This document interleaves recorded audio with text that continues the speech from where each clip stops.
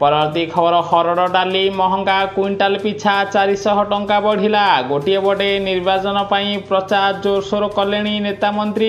एभली समय दरदाम अस्तव्यस्त कलानी। पूर्वर अन्य सामग्री दर वृद्धि पाउथिबा बेले एबे हरड़ डाली महंगा होईची। क्विंटाल पिछा 300 रु 400 टंका बढ़ी जाइची। पाइकारी बजार रे किलो पिछा हरड़ डाली 135 टंकार 153 टंकार पहुँचीबार खबर मिली। फल लोक मैंने एबे डाली किणवा पाई अधिक टंका खर्च करुथिबार जणा पड़ी। परवर्ती खबर एबे आउ सरकारी डाक्तर घरे बा प्राइवेट हॉस्पिटल रे चिकित्सा करि परिबे नाही। आसिला बड़ अपडेट। कारण सरकारी डाक्तर घरे चिकित्सा जवाब मागिले ओडिशा हाईकोर्ट। सरकारी डाक्तर माने कौन पाई प्राइवेट हॉस्पिटल रे चिकित्सा करुचंती ताहार जवाब मागिचंती ओडिशा सरकार को हाईकोर्ट बोली खबर मिली। परवर्ती खबर ओडिशा रे अछंती 3380 किन्नर भोट। केन्दुझर नाहांती किन्नर मतदाता। कंटमाल रे जणे। सूचना अनुसार चलित निर्वाचन रे राज्य रे मात्र 3380 किन्नर भोट देबे। सेथिरे पुणी केन्दुझर जिल्ला रे कोनोसी किन्नर मतदाता नाहांती। बौद्ध जिला कंटमाल रे केवल जणे किन्नर रहिथिबार खबर मिली। सेहीपरि पुरी जिलार काकटपुर में मात्र 3 जण किन्नर भोट देवे बोली खबर मिली। परवर्ती खबर ओडिशा बीजेपी को लगिला बड़ झटका। पद्म छाड़िले लेखाश्री। सूचना अनुसार राज्य में बढ़ुवा तापमात्रा परी राज्य राजनीतिर पारा मध्य दिन को दिन वृद्धि पाइबारे लगी। निर्वाचन तारीख जेते पाखौची नेतांक दल बदल सेते परिमाणर बढ़िबारे लगी। एसबु मध्य ओडिशा बीजेपी को गोटे बड़ झटका लगी। बीजेपी वरिष्ठ नेत्री डॉक्टर लेखाश्री सामंत सिंहार आज बीजेपी छाड़ी खबर मिली। से बीजेडी रे जोग देई पारंती बोली खबर आसी। खबर 2 दिन ओडिशार एही जिल्ला रे मिलिबनी मद। आसिला बड़ अपडेट। सूचना अनुसार नवरंगपुर जिल्ला रे आगामी साधारण निर्वाचन को अबाध और निरपेक्ष शांति श्रृंखलार सह करिबा पई प्रशासन बड़ निष्पत्ति नहीं। नवरंगपुर जिले में 4 दिन ड्राई डे घोषणा करा जाइछि। 4 दिन नवरंगपुर जिले में मद दुकान बंद रहिबो। मे 13 तारिख रे नवरंगपुर जिले में साधारण निर्वाचन हब। तेणु अबकारी विभाग पक्षर मे 11, 12 और 13 तारिख सह निर्वाचन फलाफल दिन ड्राई डे घोषणा करा जाइछि। 4 दिन मद मिलिबो नाही बोली खबर मिली। परवर्ती खबर तातीरू मिला आश्वस्ति। आज ओडिशा रे विभिन्न जिले रे परवर्ती खबर तातीरू मिला आश्वस्ति। आज ओडिशार विभिन्न जिले रे मेघुआ पाग रही। किछि समय मध्य ओडिशार एही जिले रे काल बैशाखी वर्षा हब।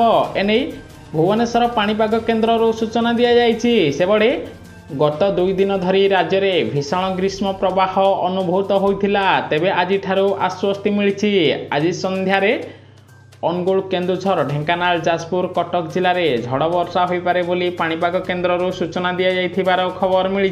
परवर्ती खबर ओडिशा रे जखमा औषध मिलुनी। केन्द्र जोगाण बंद।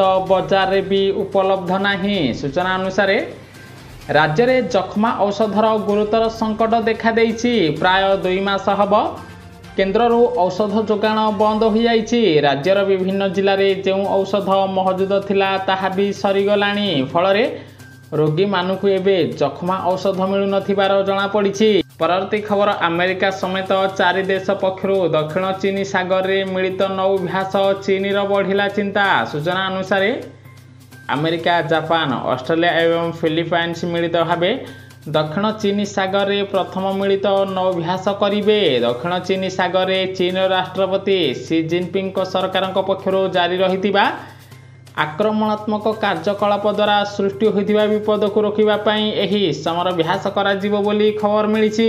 परवर्ती खबर हिंदू विवाह रे कन्यादान जरूरी परंपरा नुहे बोली हाईकोर्ट राय देले। सूचना अनुसार हाईकोर्ट कहिसंती जे एक वैध हिंदू विवाह पई कन्यादान एक प्रथा नुहे। आईन अनुसार हिंदू विवाह आईन केवल 7 फेरा को हिंदू विवाह एक जरूरी रीति बोली मना जाए एवं हिंदू विवाह पई कन्यादानर रीतिनीति को जरूरी बोली मानि न थाए बोली हाईकोर्ट कहिथिबार खबर मिली।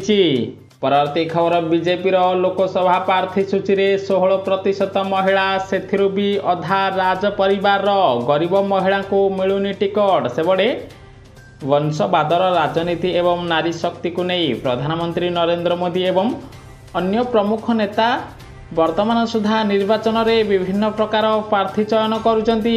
एवं जना पड़ी जे अति कम रे बीजेपी 40 महिला प्रार्थी चलित थर लोकसभा निर्वाचन को ओह्लाई। एथिमध्यरु अधारू अधिक प्रार्थी राज परिवार बोली खबर मिली। खबर 71,000 टपिला। सुना दर रूपा मूल्य 87,000 पार कला। सेबड़े बजार रे आज पुणी सुना रूपा मूल्य रे बड़ परिवर्तन देखा देइछि। दिनकु दिन एही दुई मूल्यवान धातुर मूल्य वृद्धि घटिबारे लागिछि। सेबड़े आज 24 कैरेट सुनार मूल्य 10 ग्राम प्रति 1300 टंका वृद्धि पाई 71,290 पहुंची दिया बेले 22 कैरेट सुनार मूल्य 1200 टंका वृद्धि पाई 65,350 टंका पहुंची। परवर्ती खबर आसंता काली वर्षर प्रथम सूर्य पराग 499 वर्ष पर घटिब दुर्लभ जोग। सूचना अनुसार आसंता काली राति 9टारू सूर्य पराग आरंभ हब, राति 2टारे शेष हब। यह भारत में दृश्यमान हब नाही, किंतु किछि नियम पालिबाकू पड़िबो। काली दिन राति होइजिबो बोली विशेषज्ञ माने सूचना देइचंती। भारत में यही सूर्य पराग देखा नदेले भी अमेरिका ठू आरंभ करी ऑस्ट्रेलिया, अंटार्कटिका ठू आरंभ करी विभिन्न देश में दृश्यमान हब। तेणु आसंता काली किछि देश में दिन मध्य राति होइजिबो बोली खबर मिली। एही सूर्य पराग समय रे भारत में किछि नियम मानिबाकू हब।